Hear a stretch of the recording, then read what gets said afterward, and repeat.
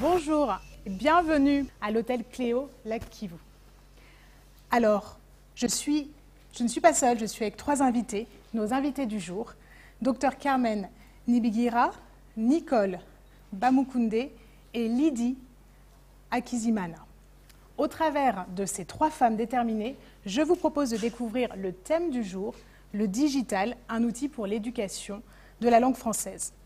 Parce que le digital est aujourd'hui un outil puissant, d'autant plus avec la crise sanitaire mondiale que nous traversons actuellement, je pense que ce thème est d'autant plus d'actualité. Alors, comme je vous le disais, je ne suis pas seule, je suis même en très bonne compagnie. Bonjour mesdames. Bonjour. Bonjour Nicole. Vous êtes directrice de Vatel Rwanda, cofondatrice de Newra et de Forbloom. Vous avez plus de 14 ans d'expérience dans le domaine du tourisme et avez exercé des postes de management dans les plus grands hôtels de Kigali. Aujourd'hui, vous êtes une femme multicasquette, puisque, outre Forbloom, que l'on connaît très bien pour ses délicieux burgers gourmets, qui font ravage d'ailleurs à Kigali, vous avez ouvert très récemment un restaurant, Newra. C'est un restaurant gastronomique, mais aussi un restaurant d'application pour l'école Vatel. Bonjour Lydie, vous êtes fondatrice de Happy Heart, mais aussi CEO de l'Institut africain de mathématiques et de sciences. C'est assez récent, c'est depuis mars 2020. Avant cela, vous avez créé une maison d'édition qui publie des livres scolaires. Vous travaillez en partenariat avec le ministère de l'Éducation rwandais, où vous publiez des manuels scolaires en 3 langues, donc en français, en anglais et en kinyarwanda. Vous êtes entrepreneur depuis plus de 15 ans et vous avez été aussi présidente de la Chambre des jeunes entrepreneurs ici au Rwanda. Et enfin, bonjour Carmen, vous êtes experte en tourisme avec 20 ans d'expérience dans le secteur. Auparavant, vous avez travaillé comme directrice générale de l'Office national du tourisme au Burundi. Vous enseignez à l'université, vous avez passé plus de 10 ans dans l'hôtellerie en Europe. Vous étiez la coordinatrice régionale pour le développement du tourisme en Afrique de l'Est, basée au Kenya. Outre cela, j'ai entendu dire que vous étiez docteur. Donc, mesdames, messieurs, nous avons une docteure avec nous cet après-midi, docteur en politique du tourisme. Alors, merci à toutes les trois d'avoir accepté notre invitation et d'être avec nous cet après-midi. Avant qu'on commence l'émission, est-ce qu'on peut se tutoyer le temps de cette interview?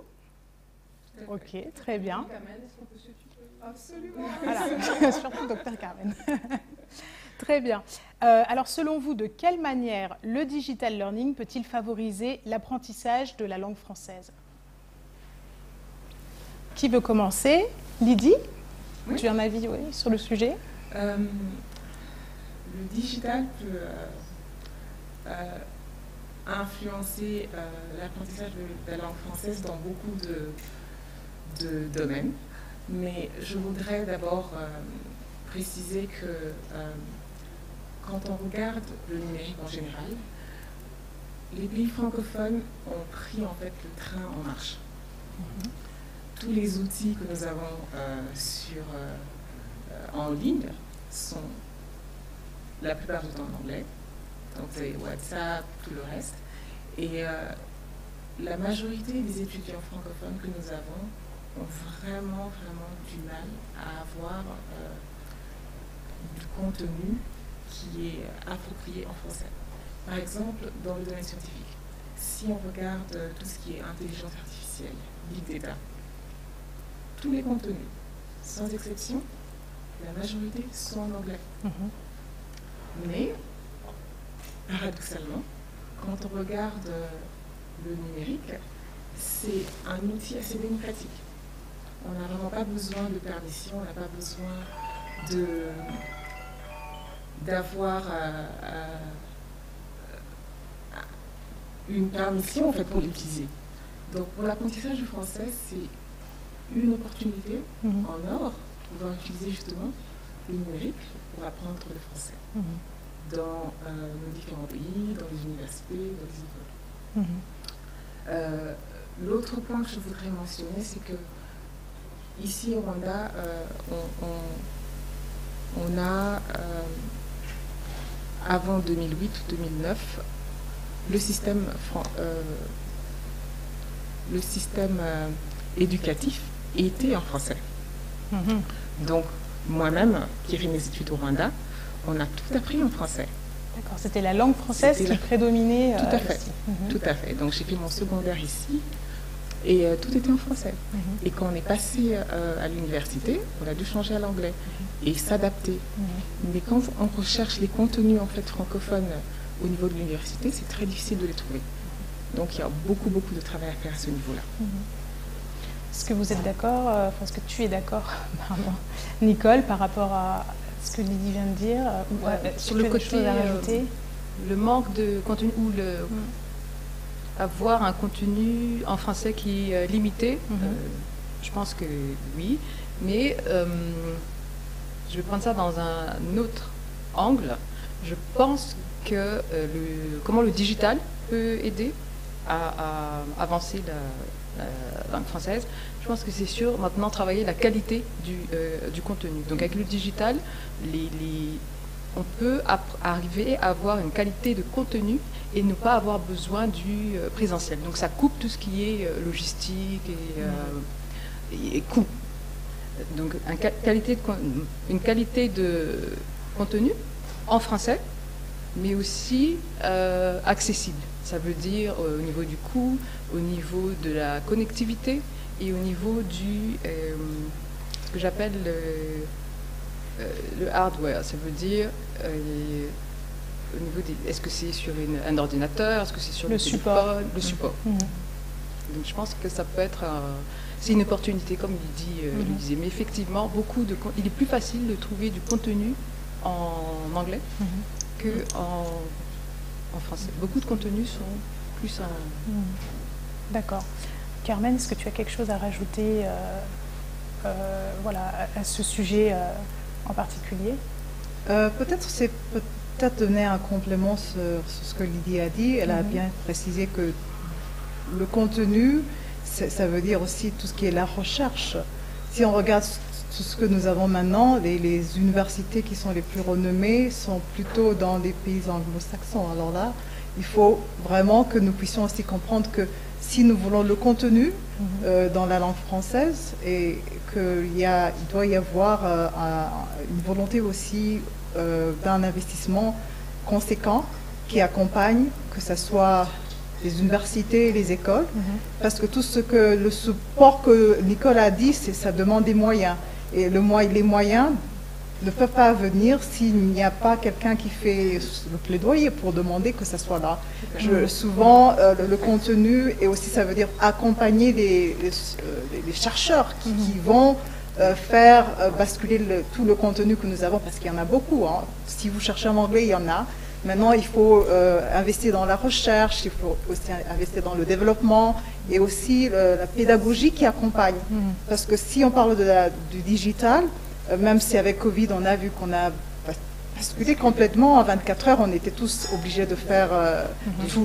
Alors, personne ne nous a donné le temps de se préparer. Alors maintenant, c'est une opportunité qu'il faut saisir et rebondir. Et plus que jamais, tout ce que nous allons faire, ça va maintenant être une opportunité pour beaucoup, des milliers de jeunes élèves, étudiants qui sont partout sur le continent africain, que ce soit l'Afrique de l'Est ou de l'Ouest, où on parle français et anglais. Et aussi pour moi, je pense que si vous parlez le français, l'anglais ou une autre langue qui va t'amener à trouver de l'emploi, pour nous, c'est un avantage énorme. Oui, c'est une richesse, c'est sûr. Donc il faut soutenir aujourd'hui la recherche et la création de contenu en langue française. Lydie, j'aurais voulu avoir ton avis sur les nouvelles opportunités de digitalisation des enseignements francophones au Rwanda en général, mais aussi celles que vous avez développées à l'Institut africain des sciences mathématiques en particulier. D'accord. Donc, à l'Institut africain des sciences mathématiques, on a vraiment un objectif très clair. C'est de pouvoir avoir des jeunes qui sont intéressés par les sciences mathématiques, l'ingénierie, la technologie, de pouvoir leur donner cette opportunité d'apprendre ces nouvelles technologies, ces nouvelles sciences, mais sans regarder leur statut socio-économique, sans regarder d'où est-ce qu'ils viennent, et vraiment leur donner cette opportunité qu'ils puissent le faire quand ils le peuvent, s'ils le veulent. Donc AIMS a la mission de pouvoir former 10 000 doctorants et maîtrisards d'ici 2025. Et ça, c'est un objectif que nous avons eu avant l'ère Covid. Oui, c'est très ambitieux. C'est très, très ambitieux. Mais maintenant, imaginez qu'avec tout ce qu'on peut faire en ligne maintenant, le fait de dématérialiser tous les outils ou le matériel et de mettre tout ça en ligne, on peut avoir accès, en fait, on peut toucher plus de 10 000 jeunes sur le continent. Ce n'est pas seulement 10 000. Donc, on a maintenant l'objectif, en fait, avec notre partenaire qui est Mastercard Foundation. Ils ont un programme qui s'appelle Scholars Program, qui nous aide, en fait, à mettre en place une plateforme où on pourra dématérialiser tout notre contenu et pouvoir le mettre en ligne. Comme ça, pour pouvoir toucher beaucoup plus de jeunes sur le continent.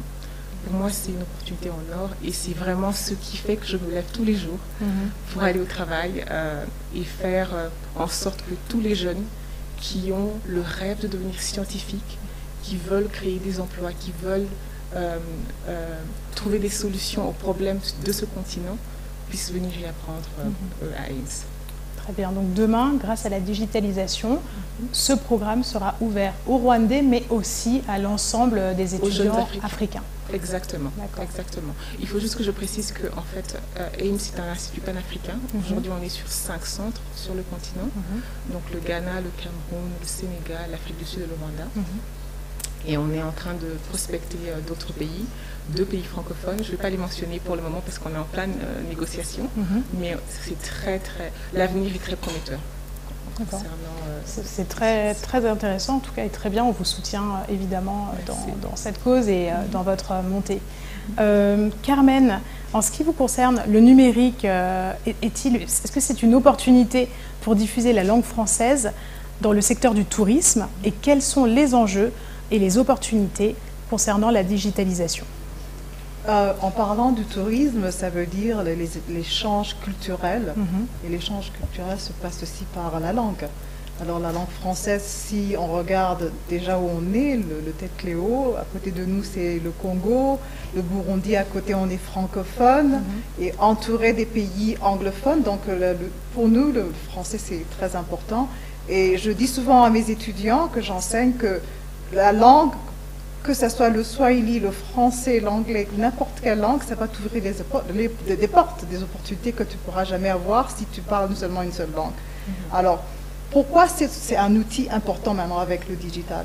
On comprend très bien que l'offre, ce n'est pas seulement la langue, mais aussi c'est ce qui va avec la langue. Les chefs cuisiniers maintenant, dans la cuisine, la gastronomie, les recettes. Il y a une histoire qui tourne tout autour de cette langue. Et c'est une langue qui est riche aussi, l'histoire, la culture, et aussi un peu liée à nous, l'Afrique de l'Est. Je dirais que c'est très important.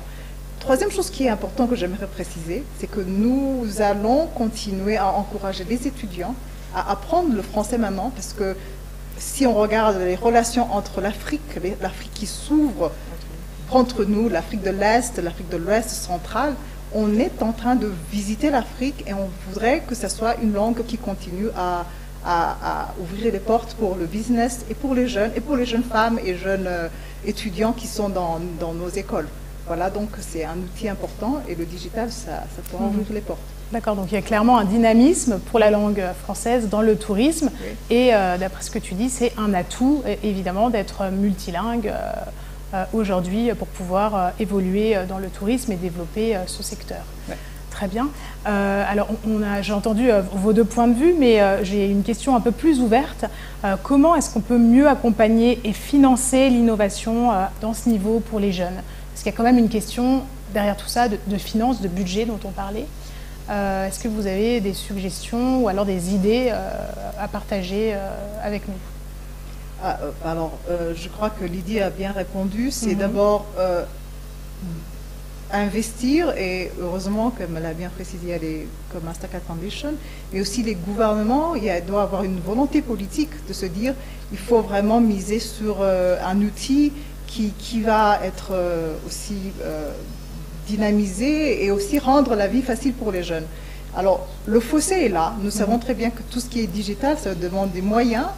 Et les femmes, les jeunes femmes, souvent, sont toujours derrière. Je crois qu'il faut porter en plateau de 4 femmes. Il faut se dire aussi qu'il y a beaucoup qui n'ont pas ce moyen.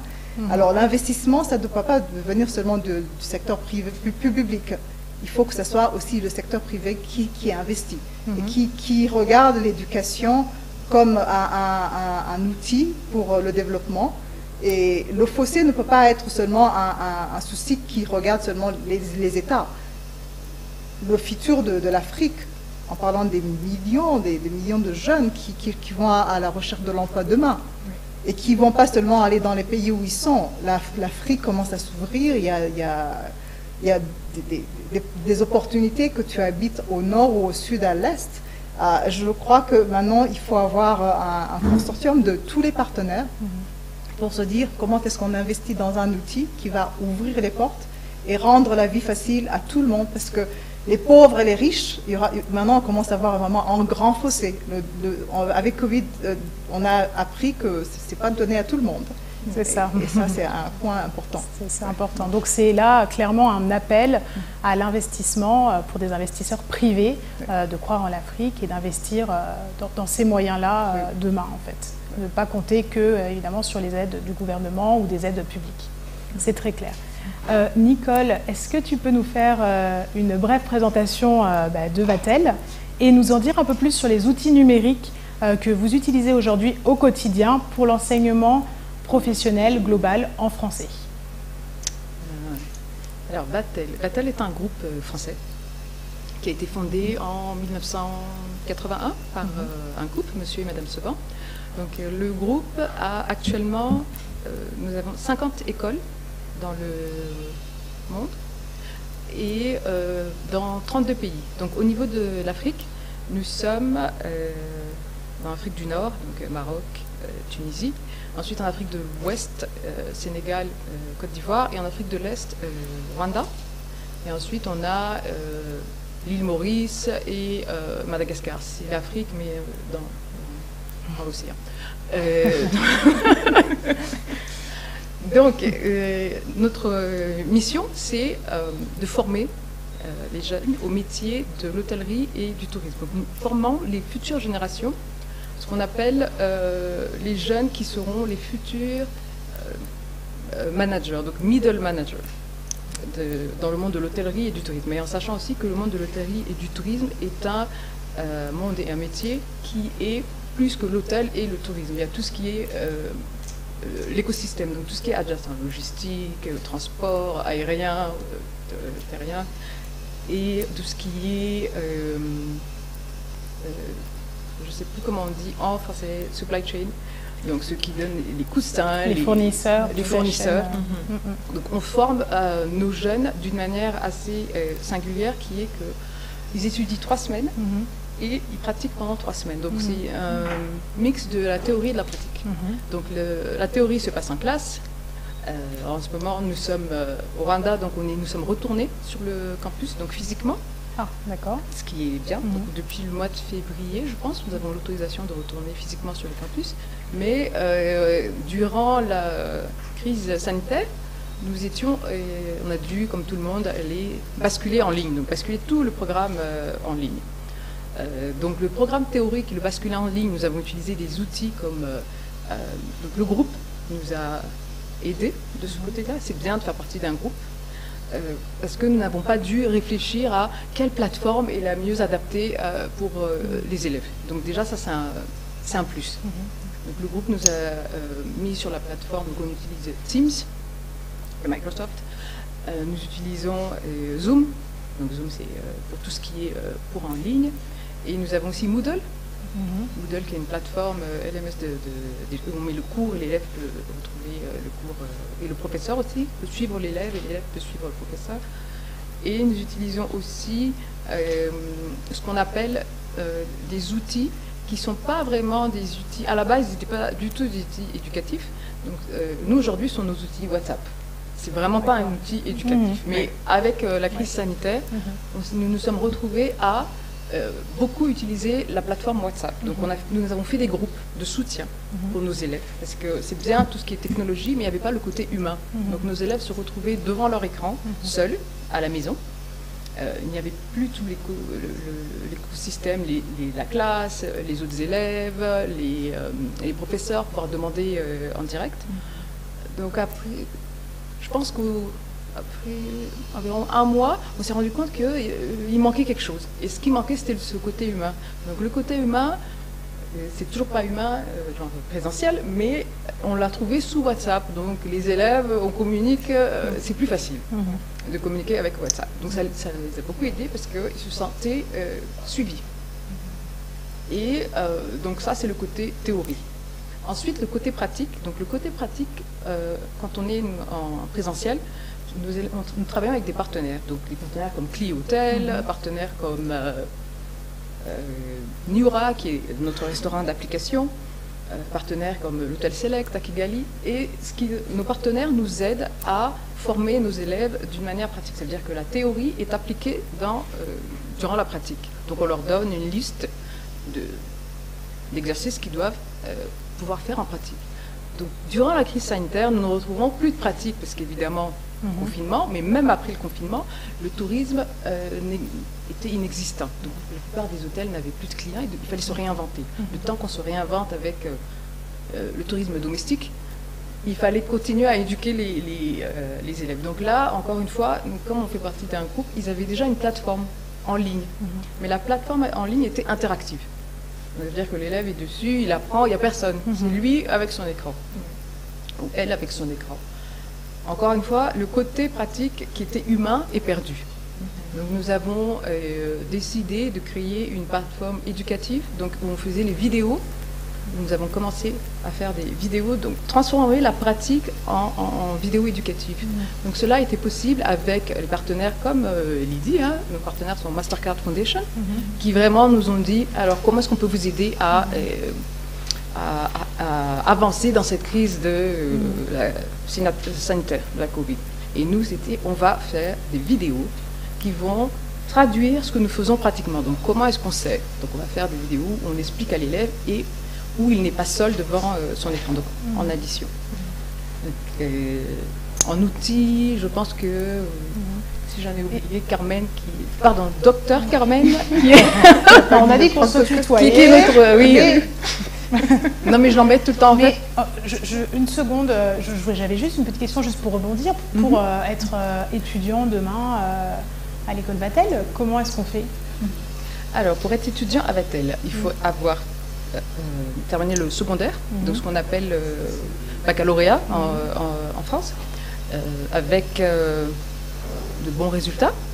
Ensuite, il faut être passionné de ce métier, qui est de l'hôtel et du tourisme, métier de l'hôtellerie et du tourisme, et il faut passer des tests. Donc nous faisons passer à nos élèves des tests d'aptitude professionnelle, mais aussi des tests d'anglais, parce que notre enseignement est en anglais, et un test de personnalité. Ensuite, un test de personnalité, pour être sûr que c'est très bien.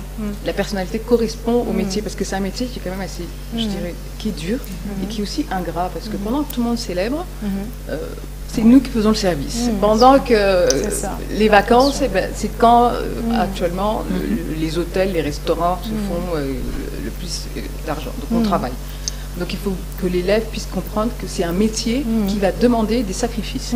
Et ensuite, il faut être discipliné, parce que sans discipline, ça ne va pas être possible. Chez nous, c'est très discipliné. Donc l'élève est en uniforme, il arrive à des heures fixes, 15 minutes avant d'ailleurs. Et nous avons un curriculum qui est assez, je dirais, on essaye d'être très... donc, ne pas être trop théorique. Donc, nous travaillons avec des professeurs qui sont des professionnels dans le métier que ce soit du tourisme, mais aussi dans les métiers comme l'économie, le marketing, pour qu'ils puissent donner à nos élèves l'expérience qui n'est pas juste l'expérience cahier et livre, pour qu'ils soient employables. Parce que ce que nous voulons, c'est que nos élèves, à la fin des 3 années, puissent être employables. Très bien. Donc ça, sans avoir à être reformé et donc être productif. Très bien. Merci Nicole. Je ne sais pas si tu avais quelque chose à rajouter sur le sujet. Oui, parce que je vous ai coupé entre deux. Non, je pense que ce qu'elle a dit, elle a bien précisé, mais aussi c'est que la particularité de l'enseignement à Vatel, et je pense que c'est peut-être quelque chose qu'il faut souligner, c'est cette partie 3 semaines en classe, 3 semaines une sorte d'alternance. L'alternance. Alors, j'enseigne. Je vois très bien que les étudiants en première année, quand ils nous reviennent en deuxième année, déjà, on est vraiment à une qualité différente parce que la pratique et la théorie, ils reviennent en classe, ils ont vu quelque chose. Donc, tout ce que tu enseignes, c'est par rapport à ce qu'ils ont vu. Et aussi, le cadre d'enseignement, c'est un cadre un peu très nouveau au Rwanda, où l'étudiant travaille en même temps étudie. Donc ça, c'est quelque chose que je pense qu'il faut encourager. Et aussi, le temps, ceux qui sont en troisième année, qui sont presque à la fin, je dirais, ils sont presque prêts à entrer dans le monde du travail, sans être formés. Et la particularité aussi, c'est que quand ces étudiants sortent de nos portes, je suis fière de dire, voilà, un étudiant de tel établissement, c'est une fierté. Oui, c'est sûr. C'est excellent, en tout cas, c'est une école dans laquelle on étudie en alternance et à la fin, on trouve un emploi très facilement. J'aurais voulu qu'on parle d'un sujet qui est un petit peu plus... qui est un petit peu plus concernant, si on peut dire, puisqu'on parle du digital, mais avec le digital, apprendre une langue, on dit que ça n'a jamais été aussi simple. Mais entre nous, les outils numériques, sont-ils suffisants? Est-ce qu'ils sont suffisants à eux seuls pour apprendre la langue française? Alors pour moi, je pense que non. Je pense que l'environnement familial, la société est très très important pour apprendre une langue. On ne peut pas apprendre une langue juste en s'asseyant devant un ordinateur, en répétant par exemple ce qu'on est en train d'écouter.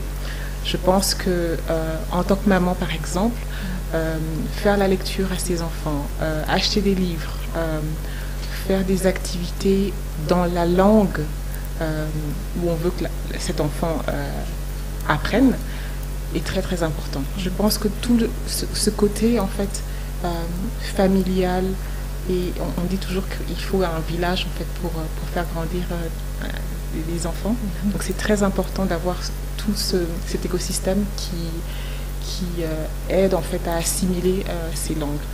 Pour ceux qui ont des grands-parents et tout ça, pouvoir parler avec eux le français si c'est possible, ça aide beaucoup. Donc je pense que c'est très important d'avoir ce cocon, disons familial d'abord, déjà la petite structure familiale et puis la société pour pouvoir apprendre une langue.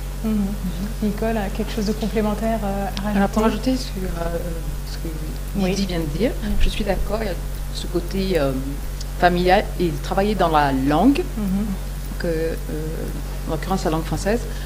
Et en plus, je dirais le digital. En plus du digital, il faut rajouter le côté... Parce qu'il manque au digital, c'est le côté échange. Ça veut dire que avec le digital, on est chez soi. Et pour apprendre une langue, je trouve qu'il n'y a pas que la langue, il y a aussi la langue... ça fait partie de la culture du pays. Donc comprendre une langue, il faut aussi comprendre la culture. Ça permet de comprendre la culture. Et la meilleure façon de comprendre la culture, on étudie la langue, bien sûr, mais on vit dans le pays pour pouvoir vivre les expériences de ce pays et les vivre dans la langue qu'on est en train d'apprendre. Oui, c'est vrai. Alors Carmen, en plus de ton parcours absolument remarquable, tu es présidente du conseil d'administration du Davis College Aquila et au board depuis plus de 10 ans.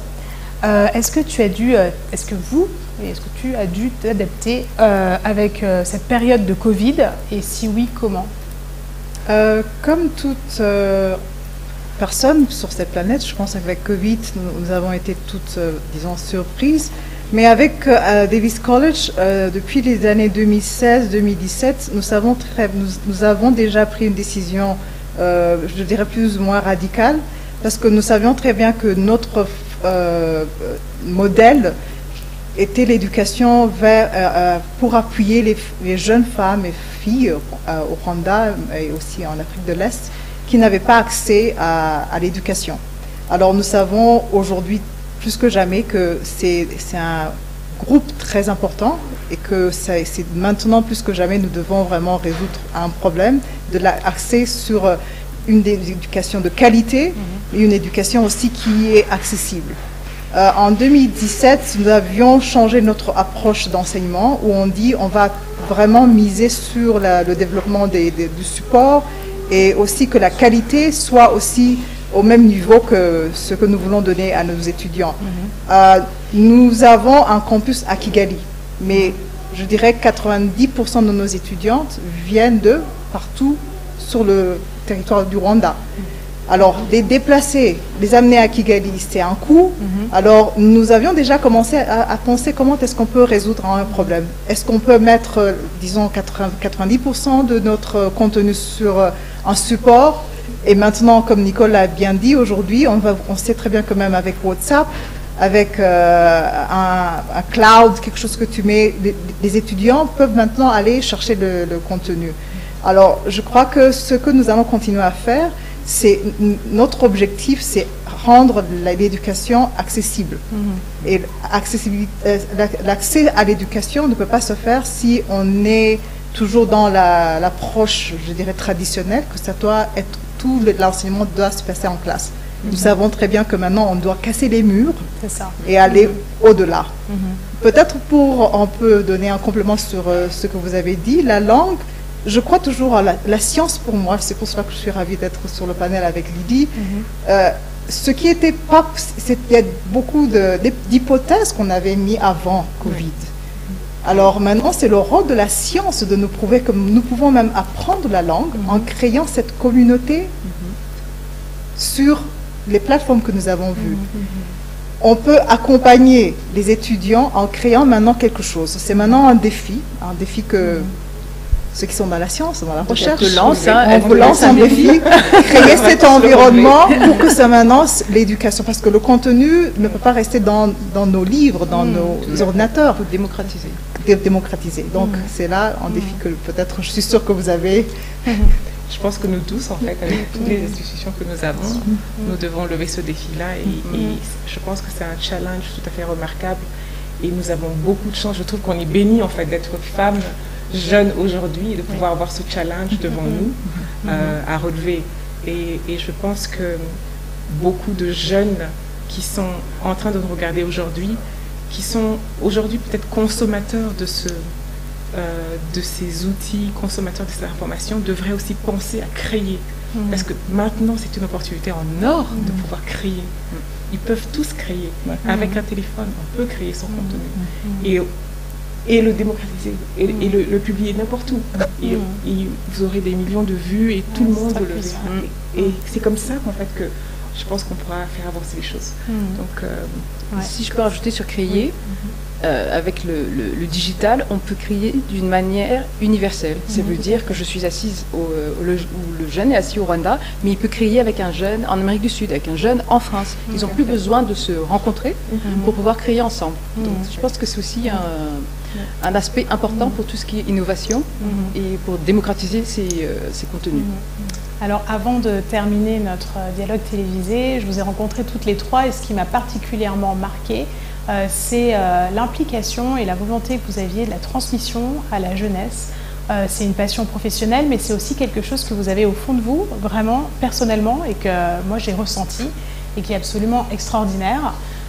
Je voulais savoir si vous nous feriez l'honneur chacune de pouvoir peut-être donner un petit conseil à un téléspectateur qui nous regarde ce soir, voilà, qui voudrait peut-être se lancer dans l'hôtellerie, qui voudrait peut-être se lancer dans un parcours professionnel. Quel conseil vous auriez aujourd'hui à donner à un jeune? Lydie, je peux commencer, oui, il n'y a pas de souci. Alors pour moi, je dis toujours de ne pas avoir peur de commencer petit. Je pense que c'est très très important. Commencer petit et grandir. Mais le plus important aussi, c'est de prendre le temps d'apprendre et avoir la patience d'apprendre. parce qu'on ne crée pas un business en 1 an, 3 ans. Un business qui marche, je veux dire. Donc ça prend du temps, ça prend de l'énergie, ça prend le temps de créer un réseau, le temps de se tromper, le temps de faire des erreurs. Mais c'est super important, je pense, d'avoir cette patience-là et cette persévérance d'apprendre. C'est vrai, la patience, commencer petit. Merci beaucoup pour ce conseil. De rien. Nicole, quel serait ton conseil? Alors, pour ajouter sur ce que Lydie a dit, je dirais il faut avoir de la discipline. Je pense que souvent, on associe la discipline à la rigidité. Mais je pense que nos élèves, s'ils étaient là, pourraient confirmer, ce qu'on a constaté, c'est que pendant la crise sanitaire, la discipline qu'on leur donnait à l'école, ça veut dire arriver à une certaine heure, être dans votre uniforme, travailler d'une certaine façon, ça leur permettait de pouvoir s'organiser. Donc le côté, et ça vient vraiment des retours de nos élèves, c'est quand ils se sont retrouvés à la maison, la discipline qui était appliquée à l'école, et que la plupart du temps ils étaient « Oh mais vous êtes trop, c'est comme à l'école militaire ici, bref, ils n'étaient pas contents. Ils ont dit « Mais ça nous a manqué, parce qu'on s'est retrouvés à la maison et il n'y avait plus personne pour nous dire commence à telle heure, voilà comment est-ce que ça va se suivre, et pour s'organiser. » Donc je pense que numéro 1, il faut avoir la discipline et apprendre à avoir la discipline. Et la deuxième, ça va être la persévérance. Je pense que sans persévérance, on abandonne souvent. Effectivement, on abandonne, ça peut arriver, on commence un projet, ça ne fonctionne pas, on abandonne. C'est pas très grave. Mais on apprend de ses erreurs. Voilà, et on se relève. Mais ce que j'appelle la persévérance, c'est on commence un projet et c'est difficile. Il ne faut pas abandonner, il faut croire à son projet et croire au futur. Et le troisième conseil, ça va être la recherche et demander. La recherche, c'est pouvoir dire, je veux commencer projet A, B, C, D, ou je veux me lancer dans telle activité. Qui est-ce qui est le mieux placé pour m'aider à avoir une idée?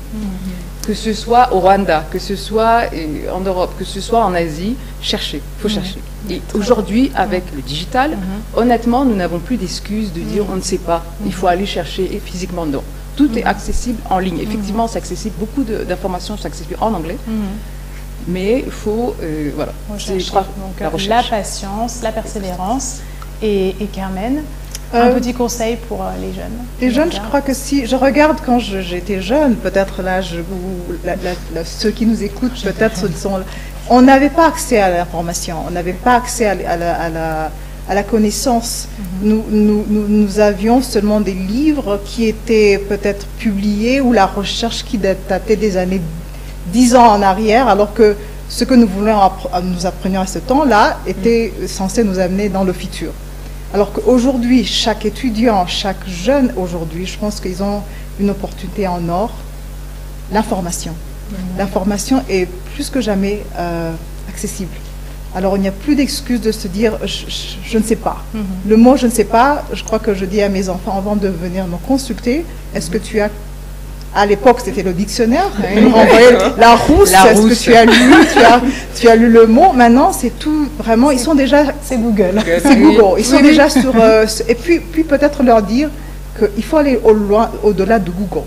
Maintenant, je crois qu'il y a beaucoup d'outils, et je suis ravie d'entendre Lydie dire aussi la science, tout ce qui est la technologie, la médecine. On ne va pas aller loin si nous, les Africains, ceux qui sont sur le continent, on n'est pas aussi impliqués dans tout ce qui est la recherche.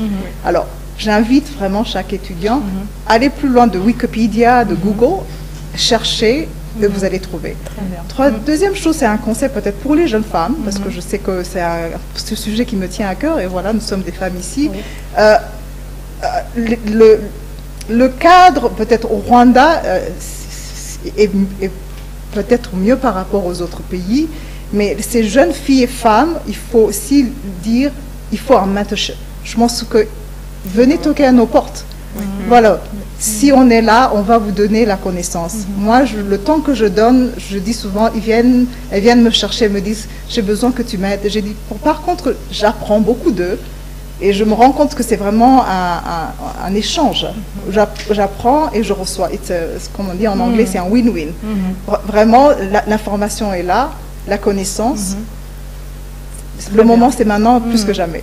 Merci beaucoup à toutes les trois pour ce partage inspirant. Je suis certaine que ça va inspirer notre jeunesse ici. Et c'est déjà la fin de notre émission sur notre second thème du week-end autour de la langue française. Merci Carmen, merci Lydie, merci Nicole d'avoir partagé avec nous votre point de vue sur le digital, un outil pour la transmission de la langue française. Je voulais aussi remercier nos sponsors, Skoll, Canal+, et l'hôtel Cléo, Lac Kivu, de nous permettre d'être aujourd'hui dans ce merveilleux endroit. Je vous remercie pour votre fidélité, vous qui nous suivez au Rwanda et en Afrique et dans l'ensemble des pays francophones. Ne quittez pas TV10, nous revenons à 18 h pour notre troisième et dernière émission spéciale pour le week-end autour de la langue française. À tout à l'heure sur TV10. Merci.